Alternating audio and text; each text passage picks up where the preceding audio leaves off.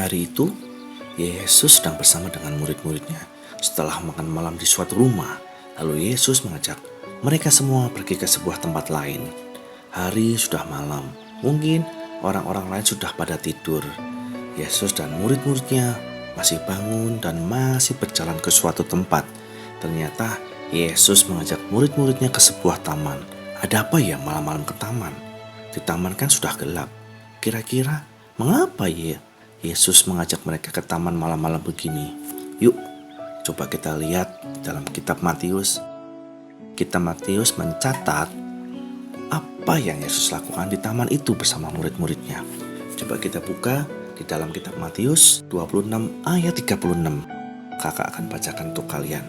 Maka sampailah Yesus bersama-sama murid-muridnya ke suatu tempat yang bernama Getsemani. Lalu ia berkata kepada murid-muridnya, "Duduklah di sini, sementara aku pergi ke sana untuk berdoa." Di manakah mereka? Ternyata mereka ada di Getsemani. Apa yang Yesus lakukan di sana? Oh, rupanya Yesus mau berdoa. Kenapa harus berdoa malam-malam sekali ya? Kan sudah capek, sudah ngantuk. Kenapa tidak tunggu saja besok pagi? Kakak mau ajak kita semua baca lagi lanjutan ayat dari Matius tadi. Matius 26 ayat 37. Dan ia, Yesus, membawa Petrus dan kedua anak Zebedius sertanya. Maka mulailah ia merasa sedih dan gentar. Coba kamu perhatikan apa yang Yesus rasakan. Ya, Yesus merasa sedih dan gentar. Gentar itu sangat ketakutan. Sangat-sangat ketakutan. Coba sekarang kita lihat lagi di ayat berikutnya. Sesedih dan setakut apa yang Yesus rasakan di malam itu. Dalam Matius 26 ayat 38, lalu katanya kepada mereka, "Hatiku sangat sedih, seperti mau mati rasanya. Tinggallah di sini dan berjaga-jagalah dengan aku." Rupanya Yesus begitu sedih, sampai-sampai rasanya mau mati. Kakak yakin malam itu Yesus betul-betul sangat sedih dan ketakutan sampai ia merasa mau mati. Yesus berdoa saat itu, ia merasa sedih dan takut. Yesus berdoa kepada Bapaknya, Bapaknya yang sangat mengasihi dia. Bagaimana dengan kamu? Pernah gak kamu berdoa kepada Tuhan ketika kamu merasa sedih dan takut? Apa yang kira-kira membuat Yesus merasa sedih dan takut malam itu? Yesus kan berkuasa, Yesus kan hebat. Kemarin-kemarin kita bahkan mendengar betapa kuasanya Yesus kan. Bisa menyembuhkan semua jenis penyakit, bisa menolong kamu dan kakak, menyediakan semua yang kita perlukan. Tapi kenapa malam itu Yesus sangat ketakutan dan sedih? Malam itu akan menjadi malam yang selamanya mengubah hidup kamu dan kakak. Rupanya Yesus sangat sedih karena ia tahu betapa banyaknya dosa kamu dan kakak. Yesus sedih membayangkan betapa kamu dan kakak selama ini senang sekali berbuat dosa. Sejak dari lahir, kita memang sudah berdosa. Coba kalian lihat bayi yang lucu ini. Gemes ya? Siapa yang punya adik bayi seperti ini di rumah? Walaupun wajahnya lucu, baru bisa menangis dan tertawa, tapi bayi ini sudah berdosa. Belum melakukan apa-apa, kita semua sudah langsung berdosa karena kita memang sudah berdosa sejak lahir. Ditambah lagi ketika kamu semakin bertumbuh, kamu dan kakak semakin senang melakukan hal-hal yang berhubungan dengan dosa, seperti marah-marah, ngomel, tidak taat, tidak senang diatur, bohong, bahkan menyakiti orang lain. Yesus sedih membayangkannya. Yesus sedih kita semua tidak bisa keluar dari dosa. Yesus sedih karena kita tahu kita butuh ditolong. Tapi Yesus juga merasa takut, sangat ketakutan. Kenapa? Karena Yesus tahu bahwa ia harus mati untuk menolong kamu dan kakak. Yesus juga tahu bahwa ia menolong kamu dan kakak. Yesus harus pergi jauh dari Bapaknya. Dan itu membuat Yesus sangat ketakutan. Yesus juga takut membayangkan akan menghadapi semua penderitaan yang harus lalui setelah malam ini. Yesus bertanya kepada bapaknya, boleh tidak kalau Yesus tidak usah menolong kamu dan kakak? Ups, Yesus sangat ketakutan. Yesus bertanya 3 kali kepada bapaknya. Yesus bertanya, apakah boleh kalau Yesus tidak perlu mati, tidak perlu menderita, tidak perlu jauh-jauh dari bapaknya? Tapi Yesus tahu bahwa bapaknya mau supaya Yesus menderita dan mati, supaya kamu dan kakak, kita semua diselamatkan. Yesus sangat tahu bahwa bapaknya mau supaya Yesus menolong kamu dan kakak, supaya kita semua bisa beribadah seperti ini lagi kepada Dia, supaya kita semua bisa datang dan berdoa setiap waktu kepada Bapa di surga, supaya kita bisa setiap waktu ngobrol dengan Allah. Maka dari itu, Yesus tidak menolak dan tetap mau menderita dan mati buat kamu dan kakak, karena Yesus tahu itulah yang Bapaknya inginkan.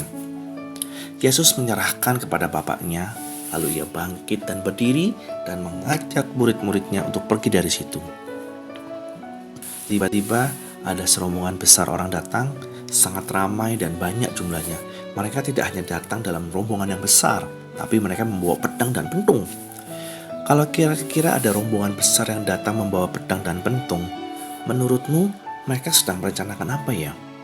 Apa yang kira-kira akan mereka lakukan? Mereka semua datang untuk menangkap Yesus. Ya, Yesus yang tidak bersalah itu harus ditangkap. Apakah Yesus marah saat mereka menangkap Dia? Petrus, murid Yesus, berusaha membela Yesus dengan mengeluarkan pedangnya. Tapi Yesus tidak marah, tidak berusaha membela diri juga.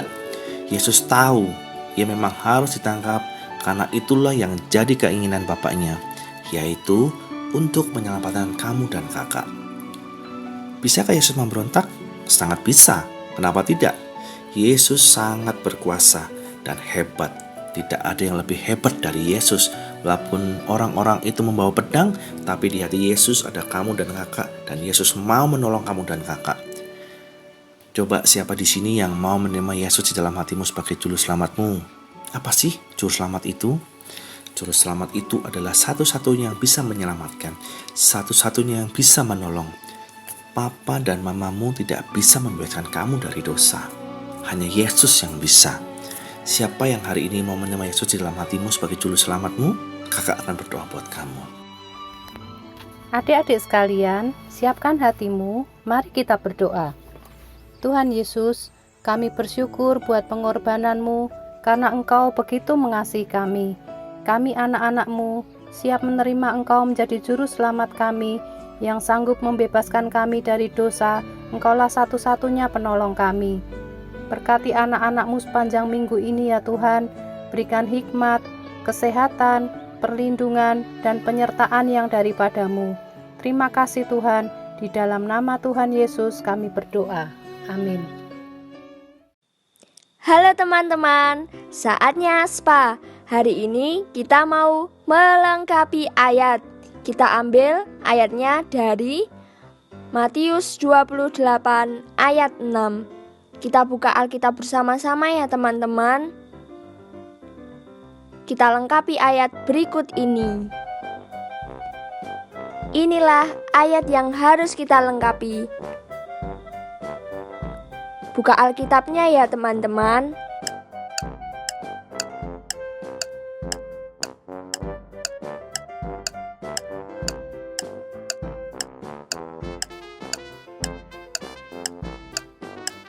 Ini dia ayatnya. Kita baca bersama-sama ya. Matius 28 ayat 6. Ia tidak ada di sini, sebab ia telah bangkit, sama seperti yang telah dikatakannya. Mari, lihatlah tempat ia berbaring.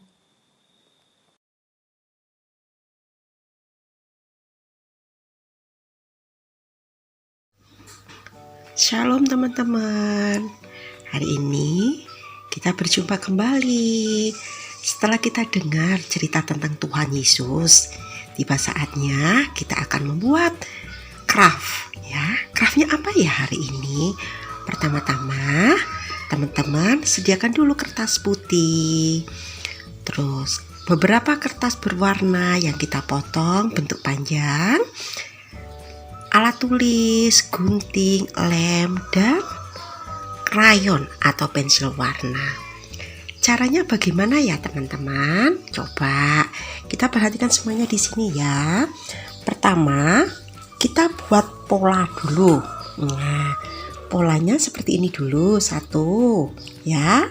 Pola awan. Buat apa sih polanya? Nah, ya teman-teman lihat dulu di sini. Kita buat polanya dulu.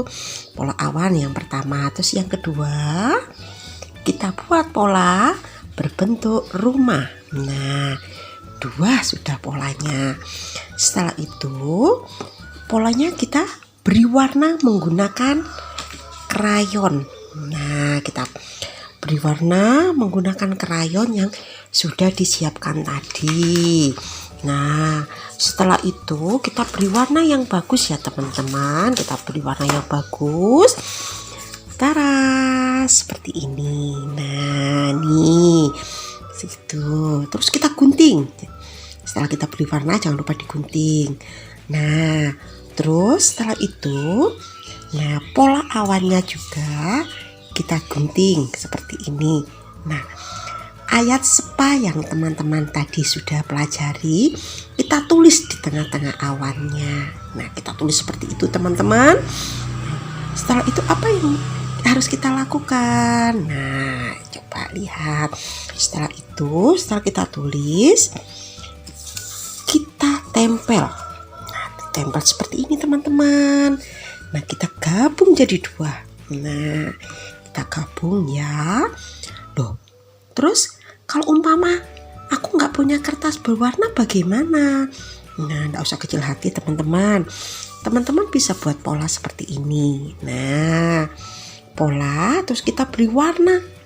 Kita beri warna sesuka hati teman-teman. Setelah itu, nah setelah jadi seperti ini teman-teman, kita tempel 1, 2 menggunakan lem ya, menggunakan lem nempelnya. Nah, terus 3 kita tempel di bawahnya seperti ini teman-teman. Terus 4. Oh, warnanya ada berapa ya? Oh, ada 4, 5. Nah, seperti ini nanti jadinya teman-teman. Nah, seperti ini. Tara, sudah jadi. Terus kita apakan ya karya kita?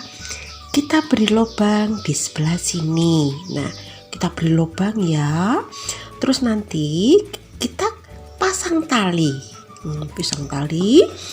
Karya kita bisa kita tempelkan di pintu. Nah, mudah kan? Coba kita sama-sama membuatnya bersama dengan teman-teman, mama, papa, kakak, siapapun yang ada di rumah. Bisa kan? Nah, silakan mencoba. Tuhan Yesus memberkati.